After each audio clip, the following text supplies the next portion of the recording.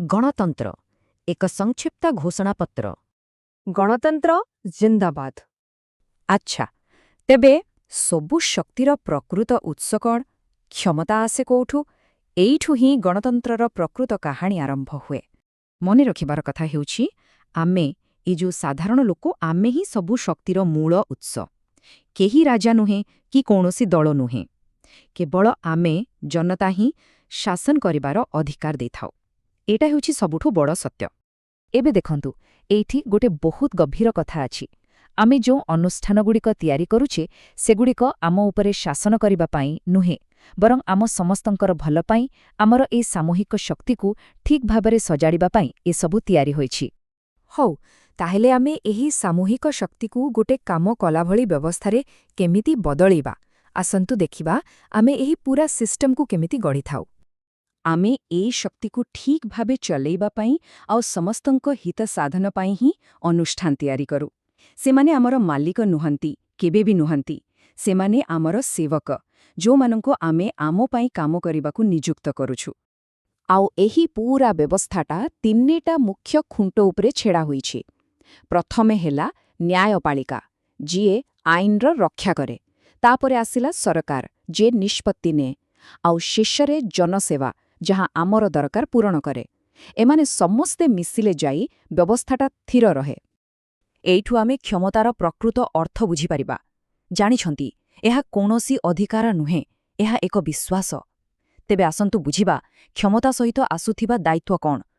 ଦେଖନ୍ତୁ, କ୍ଷମତା ମାନେ ଦାୟିତ୍ୱ, ମାଲିକାନା ନୁହେଁ। ଏହା କେବଳ କର୍ତ୍ତବ୍ୟ ପୂରଣ କରିବା ପାଇଁ ଅଛି, କାହା ଉପରେ ହୁକୁମ ଚଲେଇବା ପାଇଁ ନୁହେଁ। ଯେଉଁମାନେ କ୍ଷମତାରେ ଅଛନ୍ତି, ସେମାନେ ଏହାର ଜଗୁଆଳି, ମାଲିକ ନୁହନ୍ତି।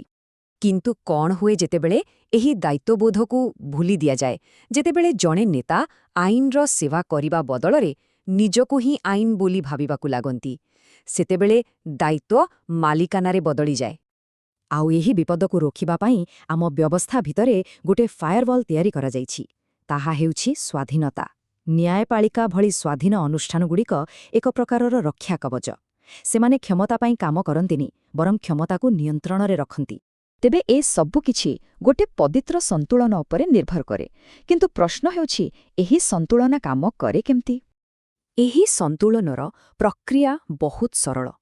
ଆମେ ଜନସାଧାରଣ ବୈଧତା ଦେଉ, ଆମେ ବାଛୁ, ଅନୁଷ୍ଠାନଗୁଡ଼ିକ ସ୍ଥିରତା ଦିଅନ୍ତି, ଆଉ କ୍ଷମତାରେ ଥିବା ଲୋକ ନିଜ ଦାୟିତ୍ୱ ତୁଲାନ୍ତି। ଯଦି ଏଇ ତିନିଟା ଭିତରୁ କୌଣସି ଗୋଟିଏ ବି ଦୁର୍ବଳ ହୋଇଗଲା, ତାହେଲେ ପୂରା ବ୍ୟବସ୍ଥାଟା ବିପଦରେ ପଡ଼ିଯିବ। ଶେଷରେ କଥା ହେଉଛି ଆମର ସମ୍ପଦ, ଆମେ ଦେଉଥିବା ଟିକସ, ତାହା ଆମ ପାଖକୁ ଫେରିବା ଦରକାର। କେମିତି? ନ୍ୟାୟ ହୋଇକି, ଭଲ ସ୍ୱାସ୍ଥ୍ୟସେବା ହୋଇକି, ଶିକ୍ଷା, ଖାଦ୍ୟ ଆଉ ରହିବା ପାଇଁ ସୁବିଧା ହୋଇକି। ଏଇଟା ହିଁ ହେଉଛି ବ୍ୟବସ୍ଥାର ପ୍ରତିଶ୍ରୁତି।